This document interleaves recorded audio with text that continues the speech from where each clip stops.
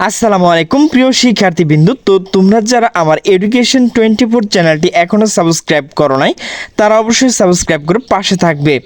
তো তোমরা যারা 2025 সালে এসএসসি পরীক্ষা দিয়েছো, তো তোমরা যারা প্লাস পাওনি, অনেকে ফেল করেছো, তো তোমাদের যে কাঙ্ক্ষিত ফলাফল যারা পাওনি, তো তারা কিন্তু বোর্ড চ্যালেঞ্জ করেছো। তো আজ কিন্তু আমি সকালবেলা তোমাদের জন্য একটা ভিডিও আপলোড করছি। তো সেই ভিডিও শিরোনাম হচ্ছে মূলত তোমাদের যে এসএসসি একাদশ শ্রেণী ভর্তির আবেদন, তো সেটি কিন্তু 24শে জুলাই মূলত শুরু হবে। তো সেটি দেখে কিন্তু তোমরা অনেকে আমাকে কমেন্ট করেছো যে ভাইয়া, আমরা যেহেতু বুট চ্যালেঞ্জ করেছি, তো আমরা অনেকে ফেল রয়েছি এবং আমাদের অনেকে প্লাস পাওয়ার কথা প্লাস পায়নি, অনেকে কিন্তু বিভিন্ন সমস্যা কারণে মূলত বুট চ্যালেঞ্জ করেছি।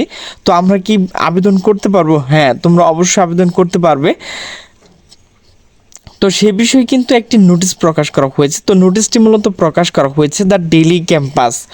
তো নোটিশে বলা হয়েছে এসএসসি পুনর্নিরীক্ষণের ফল নিয়ে জানালো আন্তঃশিক্ষা বোর্ড। তো আমি যতটুকু জানি, তো বোর্ড চ্যালেঞ্জ করার পর 30 দিনের মধ্যে কিন্তু তোমাদের ফলাফল প্রকাশ করা হয়। তো সেই হিসেবে কিন্তু তোমরা অনেকে চিন্তা ভাবনা করছো, তো যেহেতু 24 তারিখ থেকে আমাদের ভর্তি শুরু হবে, তো আমরা কি সেখানে ভর্তি হতে পারবো? তা হ্যাঁ, অবশ্যই ভর্তি হতে পারবে, কারণ তোমাদের কিন্তু 3 ধাপে ভর্তি করা হবে। তো চলো আমরা আরও বিস্তারিত জেনে নেই। তো নোটিশটি মূলত প্রকাশ করা হয়েছে 19শে জুলাই 2025 দুপুর 2:39।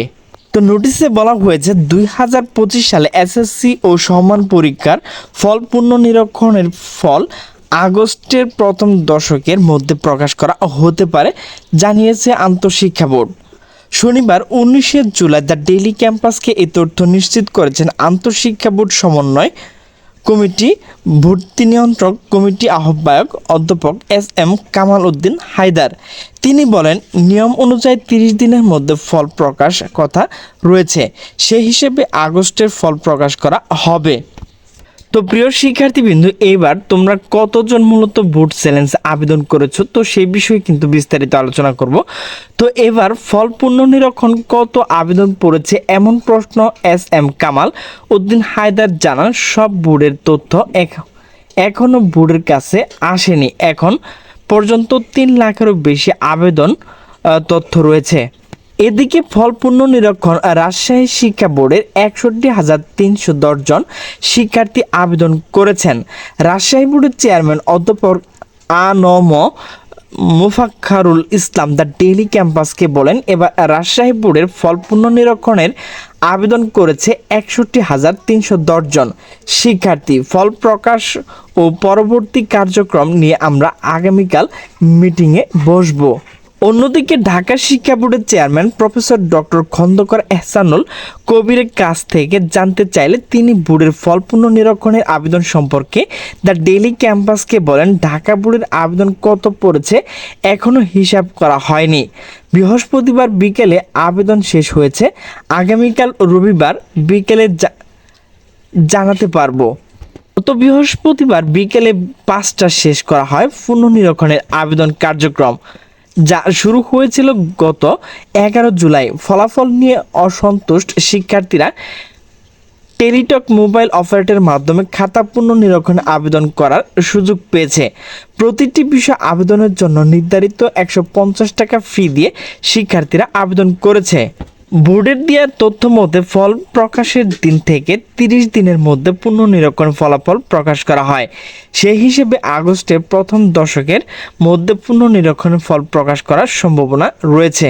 তো প্রিয় শিক্ষার্থীবৃন্দ, তোমাদের কিন্তু হতাশ হওয়ার কোনো কারণ নেই, কারণ মূলত তোমাদের যে ভর্তির আবেদন, তো সেটি কিন্তু 3 ধাপে হবে। তো যেহেতু তোমাদের 1 মাসের ভেতর পুনর্নিরীক্ষণ ফলাফল প্রকাশ করা হবে, এতে করে তোমাদের চিন্তা করার কোনো কারণ নেই, তোমরা কিন্তু কলেজে ভর্তি হতে পারবে। তো অনেকেই কিন্তু জিপিএ 5 পাওনি, তো সেই জন্য মূলত আবেদন করেছো। তোমরা আবেদন করে নাও, তো তোমাদের কিন্তু পরবর্তী সেগুলো মূলত তোমরা ফলাফল পেয়ে যাবে। তো যারা ফেল করেছো, যারা আবেদন করেছো, তোমরা একটু অপেক্ষা করো, যেহেতু তোমাদের 3 ধাপে ভর্তি আবেদন নেওয়া হবে, তো তোমরা কিন্তু আবেদন করতে পারবে। তো তো প্রিয় শিক্ষার্থীবৃন্দ, আমার ভিডিওটি যদি ভালো লাগে তাহলে অবশ্যই লাইক কমেন্ট শেয়ার করবে। তো সকলে সুস্থ থাকবে, ভালো থাকবে, আল্লাহ হাফেজ।